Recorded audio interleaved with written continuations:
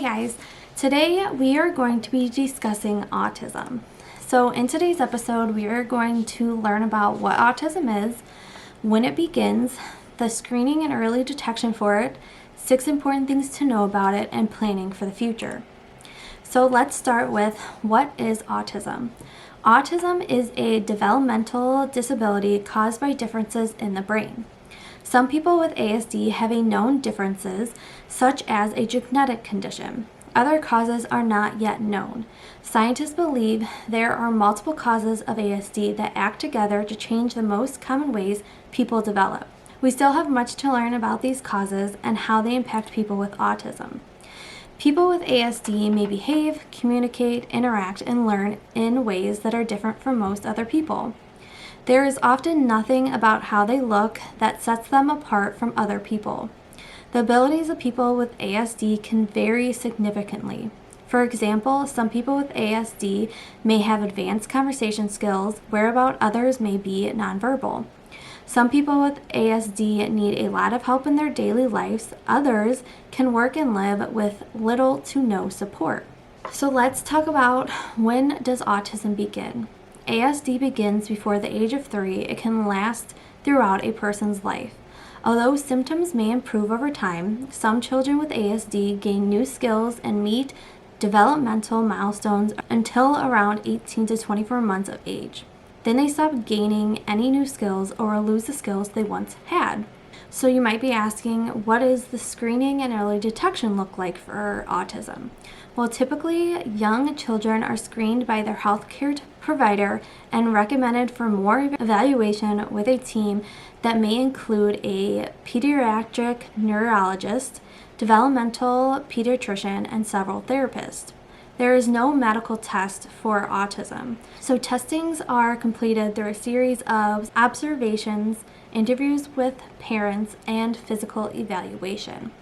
Once a child is diagnosed with autism, they become eligible for early intervention programs and may also have access to a range of preschools, summer activities, and/or family services. In general, children who receive intensive early intervention develop social communication skills more rapidly than those who don't. So let's talk about the 6 important things to know about autism. If you're a parent of a child with ASD, you're likely well informed about the symptoms and implications. However, other people in your child's life, like relatives, teachers, and friends, may not know much about ASD and therefore may make assumptions. It can be frustrating when people have misconceptions, are judgmental, or offer unsolicited advice. So here are some of the key things about ASD to share with others and to clear up any misunderstandings. Number 1, not all people with autism are the same. Autism is called a spectrum disorder precisely because it is characterized by a broad range of symptoms and abilities. People with autism can be high functioning, low functioning, or somewhere in between. They can be highly intelligent and verbal, or cognitively challenged and nonverbal.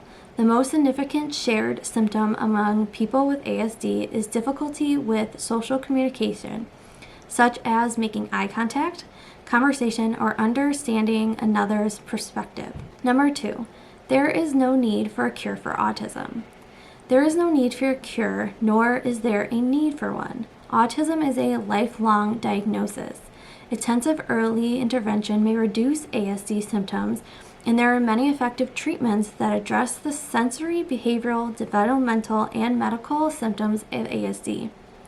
Depending upon the child, certain therapists will be more successful than others. People with autism can also learn coping skills to help them manage their difficulties and even build on their unique strengths. Number 3 is there is no known cause. No one knows exactly what causes autism. Researchers believe it may be caused by a combination of genetic and environmental factors. Pregnancy complications and parental age may also increase risk. The notion that vaccines or bad parenting causes autism has been widely debunked by the medical community. Number 4 is there's no best school for all children with autism. You may have heard of a wonderful autism school or read of a child doing amazingly well in a particular type of class setting. While a given setting may be perfect for a particular child, every child with ASD has a unique needs. Decisions about the best type of education for the child with autism are generally made together by parents, teachers, administration, and therapists who know the children well. Number 5 is that people with autism have feelings and emotions. People with autism are capable of feeling and expressing love, though doing so in their own unique ways. Most are also able to have close relationships, including romantic relationships. A person with ASD may need help developing empathy because they may not be able to interpret what other people are feeling based on their body language. Downcast eyes or a turned back, for example, doesn't necessarily signal sadness or anger to a person with autism. However, if someone explains that another person is feeling sad or hurt, a person with ASD can respond with true empathy. And number 6, families dealing with autism need help and support. It can be hard to ask others for support, especially if they misunderstood the nature of autism.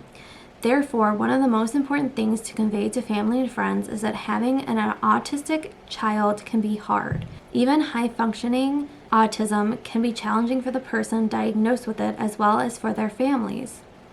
For the family affected by severe autism, daily life can be overwhelming. If you're feeling stressed, you need all the non-judgmental help you can get from friends, extended family, and service providers. So how do you plan for the future?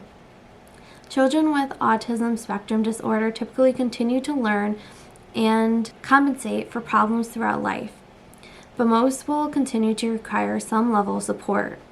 Planning for your child's future opportunities such as employment, college, living situations, independent, and services required for support can make this process smoother.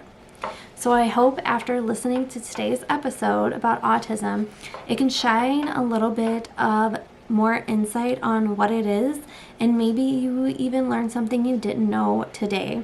I just want you to remember that people with autism are just like us, living their daily lives. Their struggle may be a little bit harder, but they are human. They have feelings.